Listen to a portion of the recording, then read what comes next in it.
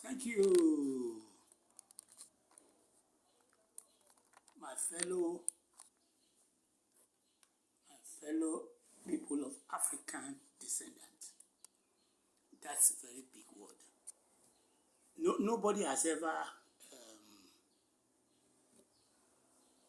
no diasporans from Africa who went to America uses that terminology. People of African descent. They don't use that word. They see themselves as diasporans who are either I'm a Nigerian, I'm an Ethiopian, I'm a Cameroonian, and this, and then in a way, they are logging the people of African descendants who are soil, with the sons and the daughters of the soil in their own in their own enclave, and I have never really liked that. And I believe that I'm here to give you what you call a lecture of the way the world is today, so that you can know a 5 minutes lecture of how the world is seen. No matter where you come from, you are an African. No matter where you come from, so long as you are in the son of the soil, you are an African. So long as you have what you call a single blood inside your vein, that is black, you are an African. It doesn't matter where part of the world where you are in, you are an African. You are of an African descendant. People of African descendant. That's the key word there. I want you to hold that in your heart, that I am a member of the people of African descendant. That's very big. And there are different, as you may have also noticed too, let me also quickly say that I did some research, and the research was I quickly started finding out where people of African descent get their news. Unfortunately, they were talking about OK Africa. It's a US-based digital platform funded in 2010. They were also talking about Pulse Africa, a digital news network serving at Nigeria, Ghana, Kenya, Uganda, Senegal, Cote d'Ivoire. They also went in as a Face to Africa, Face to Face Africa, based in New York, funded by Ghanaian American. They also went in as a Trace Africa, a Pan-African entertainment. So there are digital, there are news that are organically in every town in the United States, like in Dallas, Detroit, New York, that are, most of them are, the reason why they're not on this year is that because they are non-for-profit, like Dallas Morning News, headed by Washington. He's dead now, late Washington. So, the first thing I'm asking for is that you guys should help me to go. If you listen to all these media houses, I want you guys to connect me with them so that I can be called on to come and put my 2 cents in, because as I yesterday, I already told you guys that I'm going to run for the presidency of the Federal Republic of Nigeria. With the 197 countries all over the world, 54 countries from Africa, it's really 197 because they are struggling to bring the Palestinian in there, the Taiwan in there, stuff like that. You see what I'm saying? So My challenge to you, which I will always do, is that I want you to know that I said yesterday I was going to run for the presidency of the Federal Republic of Nigeria. I am very serious about that. And this is a follow-up of the preparation of what I said I was going to do yesterday, and I'm going to do it come what may, sun or rain or anything. I'm going to do it because, as I said yesterday, I'm an Edolite, and I said that there is, from the way I'm looking at things, there is hardly in the next 1 million years where we're going to be able to find somebody from Edo that will be able to be a president, especially for the fact that we just had a governor. And I'm sorry to say, after he had his foot in his mouth, people started digging into his secondary school certificate. I want to believe that Okpebholo is a good person, but he's not a smart person. I am a good person. I'm not smart. What I mean by that is that I would prefer smart people, good people, than people who are smart. Smart people are destroying the world.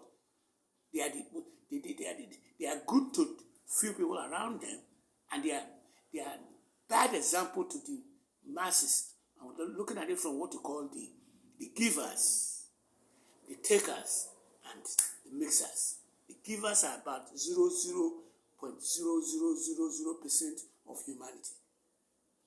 Those are the right-wing conservative. They want the poor to go to hell. Then the takers are that what I just described now. The givers are the left-wing conservative liberal who wants to take from the rich and bring it to the poor, while the takers wants to take from the poor and give it to the rich. You can see that, but that's pretty much the way the world is divided. So we are dealing with the givers, which I am a good person. I'm not smart. The takers are smart, and they are not good people because they are constantly thinking about how they're going to do everybody in. So, what is the nukes of today's episode? Take my phone number down as 234-703362-7981. And remember, my email address is azimikoko5@gmail.com. And remember that I want you to help me to take this message to CBS, CNN, NBC, BBC, Telegraph, Facebook, X, the Twitter, TikTok. If you can make a little video, help me out. I need all those social media, and I need some people to be around me, because what I discovered, what I really like about Natasha Osawaru is that she's probably not media savvy, but she does have people who does the media work for her. She's not.